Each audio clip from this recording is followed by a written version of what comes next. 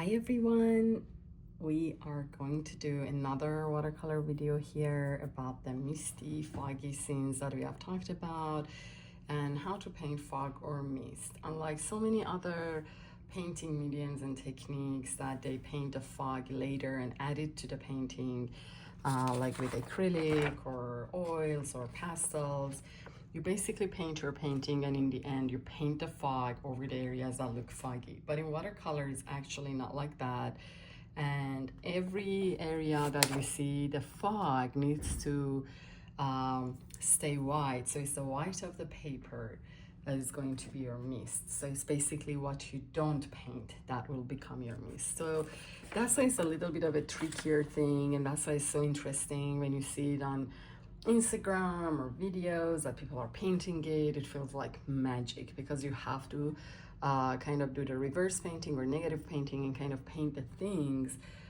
that are around the mist to make the mist like come out like the way you see it. I'm going to use like an Italian cold press paper for the best results, and I'm going to wet both sides and kind of stick it on my table. I have this acrylic thing over my wood surface. As you can see, it's like reflecting, and this really helps me. Like I have it all over my table kind of, and it kind of helps me stick my paper as needed, and kind of it's not gonna move when it's wet like that on both sides. And then I'm going to start painting the trees later, but I will start with a silhouette or a foliage of the trees. Some of them are so pale and fainted in the background, so that's what I'm going to do with my first wash or my underwash. That's what I'm doing. I'm going to put all of the supplies that I'm using in the description, from the brushes to the paper to the paint. I'm using my Schmincke palette today, and I'm using all of the greens that I have here. They're wonderful greens in this paint set, but I will also write the names. If you have those paints individually, you can use them. And I will also tell you about my brush a little bit. In this one, I'm using my Quil Princeton Aqua Elite brush. It's a very nice brush that will help me with like holding the pigment and a little bit more detail work for the trees that I'm going to do later today. And also I'm gonna have brush number 1 and 2 handy too as well, just in case for the areas that I need to put a little bit more of like the stem and trunk and everything. So I'm basically spraying the paper both on the front and in the back.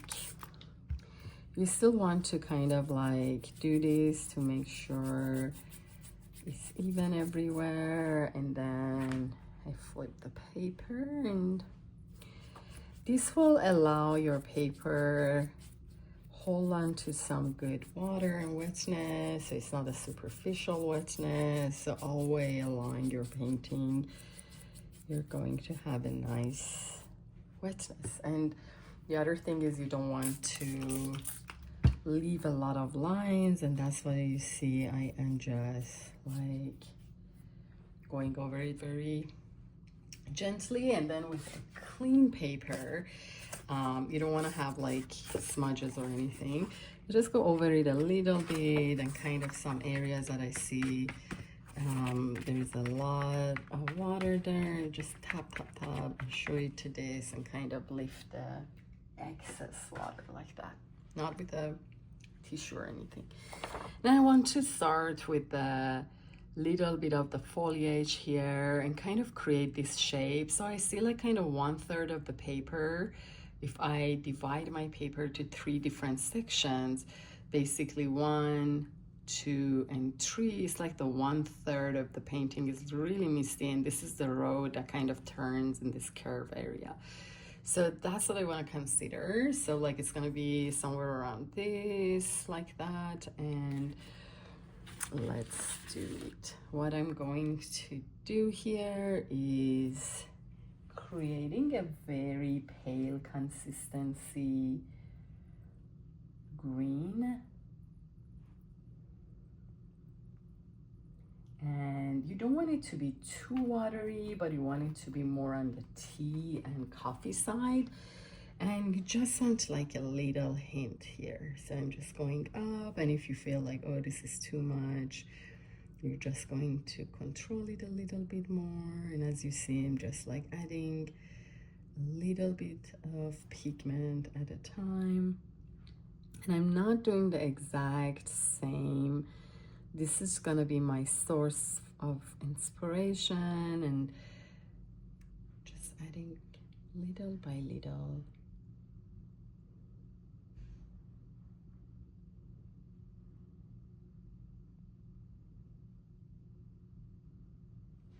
In some areas I want to create more of a foliage, in some areas less, but again, this is how you can trick the eye about everything that it's seeing. And here again, so these areas that I'm not painting that you see over here is going to be part of your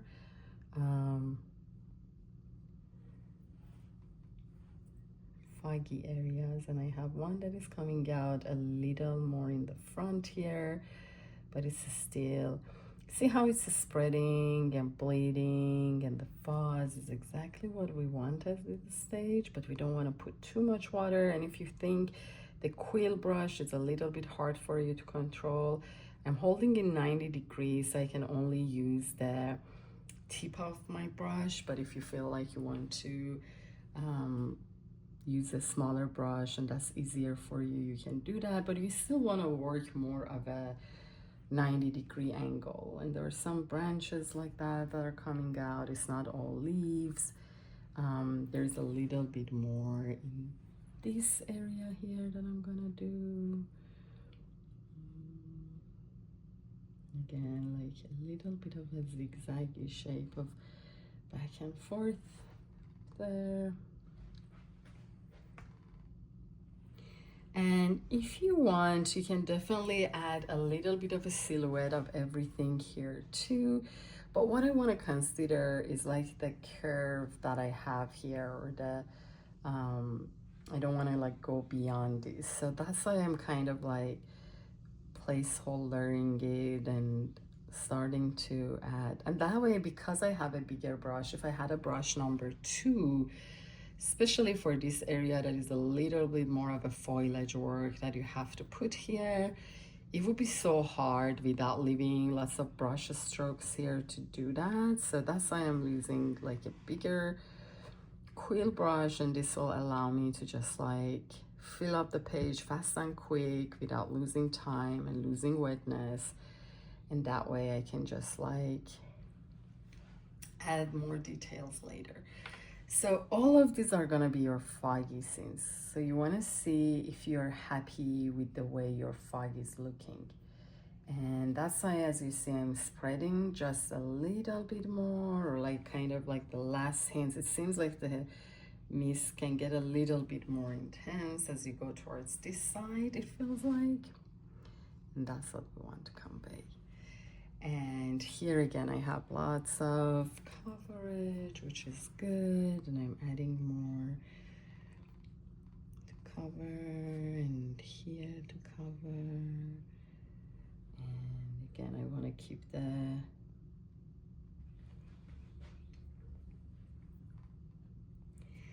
and at this point you can start to get a little bit more pigmented. And as you see, I'm adding the second layers here, but this time I'm just like coming only to some level down, and it is a lot of darkness, but at the same time you want to be very random with it and make sure that you don't come all the way to cover your beautiful white areas. So you come only till where you want to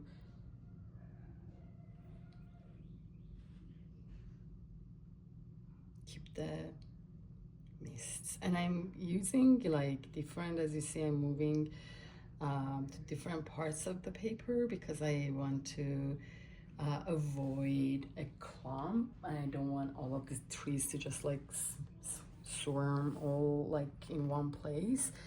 So that's why if you see me, and in this area I have some less bushy trees. It's like the kind, and you just want to keep that lack of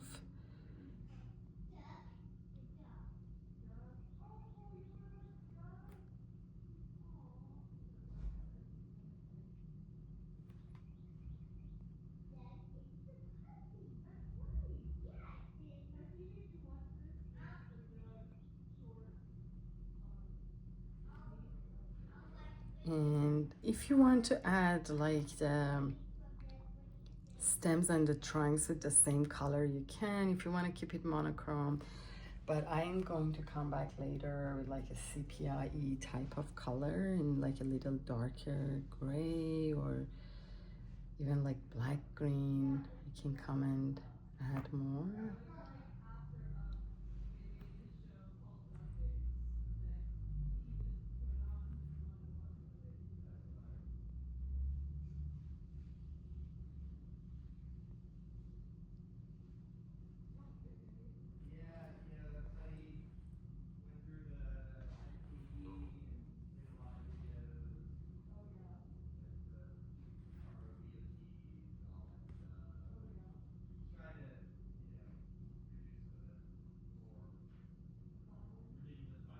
So I'm just like adding more of this dark, but in between I want to create a little bit more of a value difference, even though like a hue difference, even though I'm using like the same green. You can go into like your more of a blue type of green color, and as you see I'm coming back and adding a little bit more. This will help a lot with like giving it a little bit more of a cold and wintry and just a fun painterly feeling. And you don't have to do this part if you don't want to. You can just keep going with that same green.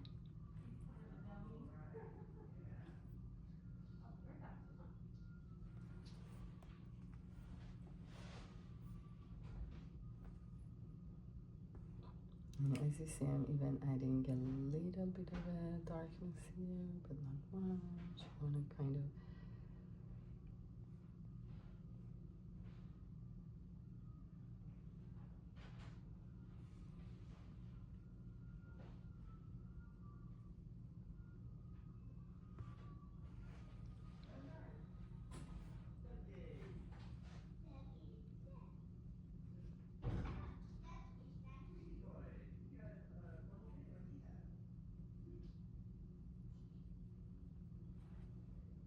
and here is kind of where I want to make it feel like there is a road here and start the turn kind of, but not in a very obvious way because I'm coming down here and breaking this to create even a more fuzzy.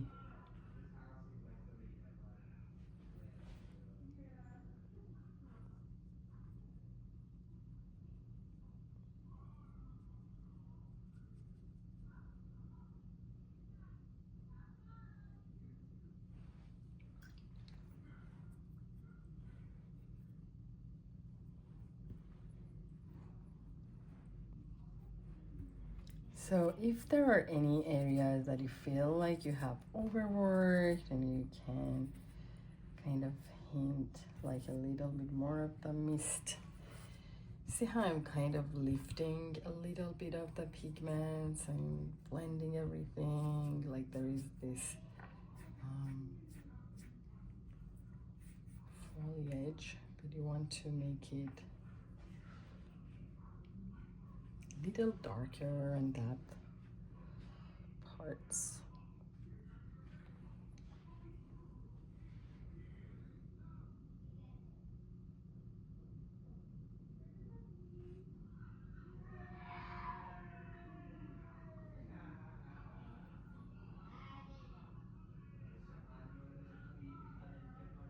You see I'm adding just a little bit more in these areas to just like make it feel like there is some more mist over there, and it's getting heavier when you get over there.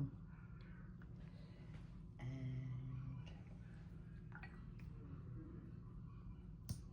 you can even use a little bit of a spray. That's what I do usually in the bottom part of the painting, and it immediately creates even more of a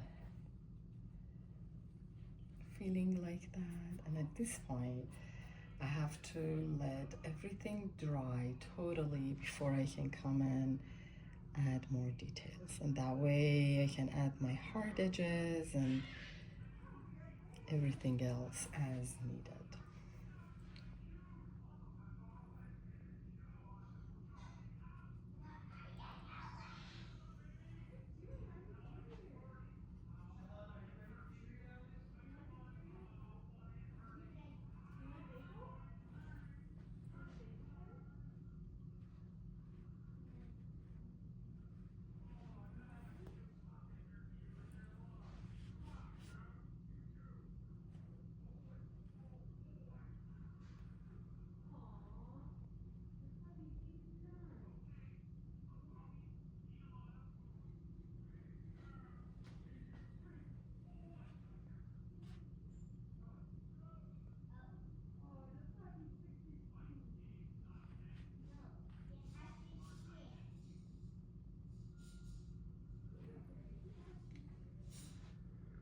As you see, these areas that have started to kind of dry are going to be more of a hard edges and definition. I'm just trying to create some natural looks on top of the trees, and that's like kind of something that you can just do the best if you're less like symmetrical, or try to create that in your paintings. See if you don't. I'm adding just a little bit of a tops while it's still wet and fuzzy, and that will help with more of a natural look. Especially in this part, you want to show that kind of your trees are a little bit taller and they're kind of like going out the page.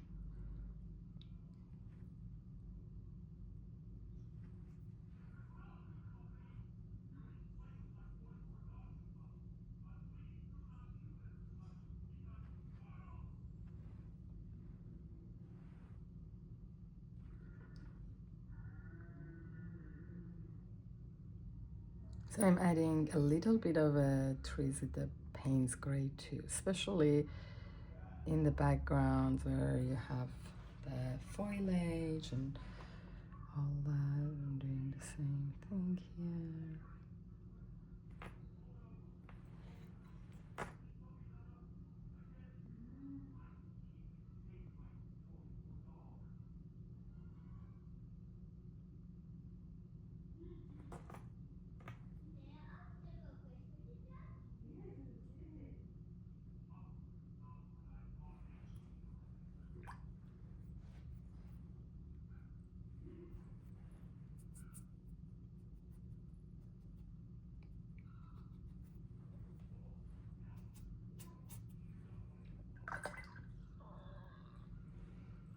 And these areas, I like to add a little bit of a bluish type of color if you want it, but you also want it to be more of a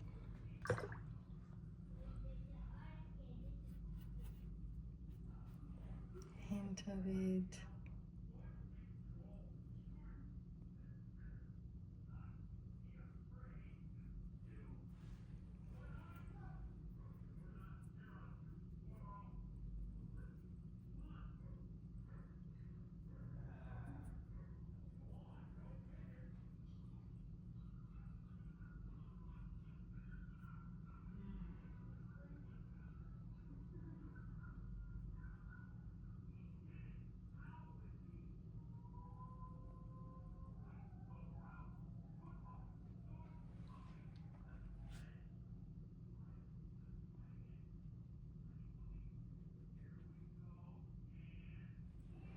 And at this point, you see how you have these beautiful silhouettes and foliages of like this misty scene. And when you come back and add more of the detail with like when it's dried with a more of a buttery paint.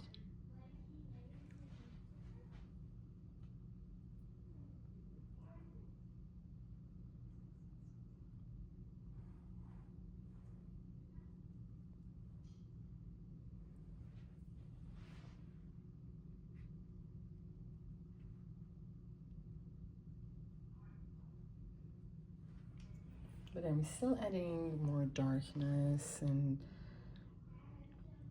you can use Payne's Gray, you can even use like Moon Glow because it has a nice granulating shadow color. Just a little bit of it in the background won't hurt.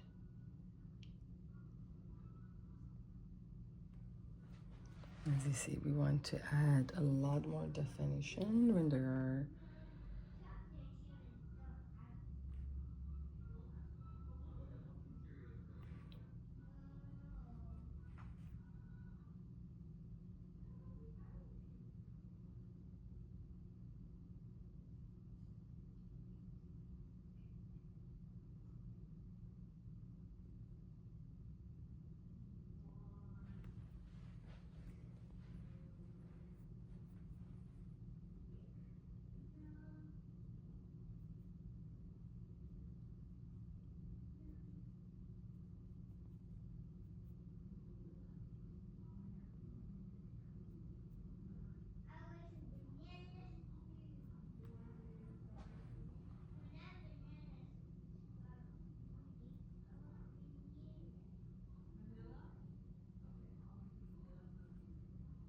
now it's time to define the bottom of the trees with a little bit more of an intention, like direct the eye type of situation, and